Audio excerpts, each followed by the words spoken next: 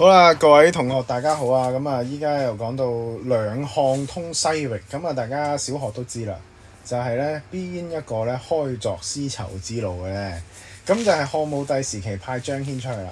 咁啊，當時漢武帝即位初期嘅時候咧，佢就已經開始召舉嘅，召舉咩咧？就召舉咧能出西域異國者，係啦。咁啊，點解佢會揾人出西域咧？因為咧當時就聽到一個信息。就話西域有一個小國就叫大月氏，大月氏係咁寫嘅嚇，即係大月氏咁寫咁啊，讀佢玉之啊。咁啊大月氏，咁啊大月氏咧，咁啊當時個國王咧就俾呢個匈奴咧就殺咗，咁啊所以咧就有個不共戴天之仇。咁啊當時咧匈奴咧王咧就以呢個大月氏嘅國王咧個頭顱啊，即係個頭顱咧作為器飲，即係咩意思咧？即係話當酒杯咁樣用。咁所以就好嬲啦，咁所以咧漢武帝就得知呢個消息咧，就決定點咧試一試敵人嘅敵人，即係自己嘅朋友啦。咁所以咧就派一個能出西域異國者，咁但係咧就當時冇人夠膽去，唯獨是張騫就出事啊！張騫就話我去，係啦，咁啊好危險喎，唔得，唔緊要我去，係啦，咁啊即係當時其實漢武帝都諗啊，其實應該都有去冇回嘅，點解咧？因為要經過西域係首先要經過呢一個匈奴。咁啊，即係經過匈奴咧，咁啊一定會俾人捉嘅。咁所以其實非常之危險啦。咁所以啦，當時咧就冇咩人肯去。咁啊，唯獨是張騫願意啊。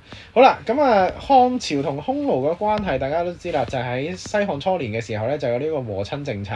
咁啊，漢武帝即位嘅時候咧，就希望可以解決咗呢一種咁屈辱嘅情況。咁所以就諗住聯絡呢一個西域嘅大月氏，咁就去夾擊匈奴。咁啊有個好勁嘅 terms 叫斷匈奴右臂，斷咗佢隻右臂，係啦，咁就可以令到嗰個嘅征匈奴嘅情況咧就無往而不利。咁所以啦，漢武帝能夠征服匈奴有3個功臣啦，咁啊當然就係衛青、霍去病啦。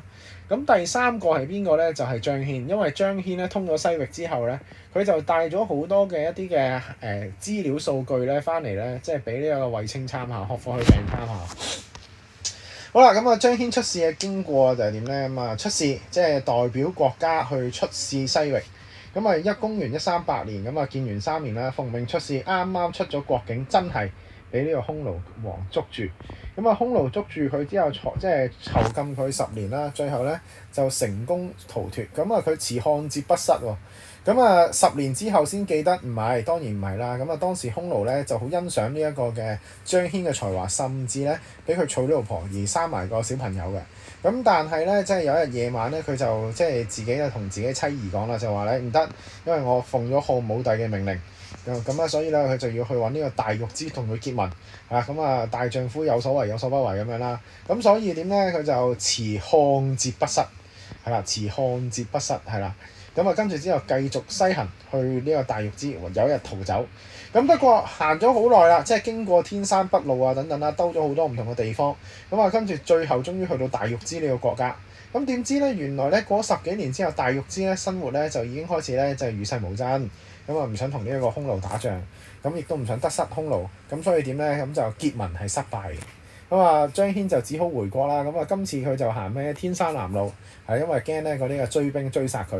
咁啊，跟住即係好彩啊，行下嘅時候咧，都行得翻去呢一個漢武帝嗰度。咁啊，公元前119年啊，經過咗差唔多幾多年啊？大家可以數數啊，138減119，咁啊大概19年，係嘛？即係都真係好耐啊！咁啊，今次咧即係漢武帝咧就聽到張騫翻嚟嘅時候，佢啊勁啦！點解咧？因為張騫咧帶咗好多嘅資訊。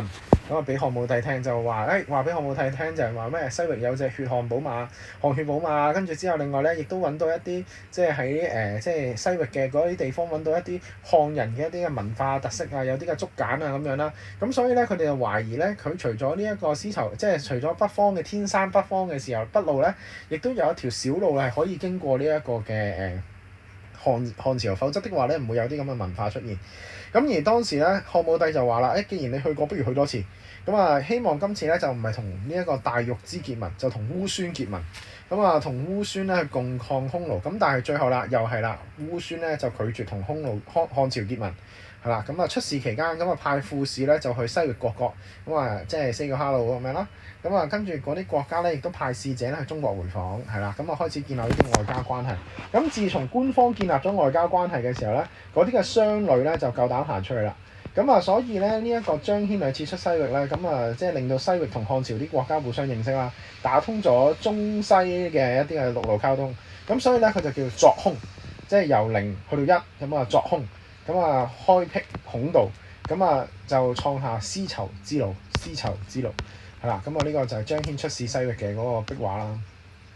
咁啊呢條路就係咁啦，即係首先佢去綠色線上邊嚇，咁啊呢一個天山北路，絕經過嗰啲嘅敦煌酒泉，咁啊佢俾即係喺河西四郡俾人捉咗啦，咁啊跟住之後就一直咁樣就喺北方咁啊居師啊、龜茲啊咁樣啦，咁跟住之後經過蔥嶺去到呢一個大月支，大月支之後翻到嚟南方咁啊喺呢個于闐啊、樓蘭啊等等又翻嚟中國嘅境內。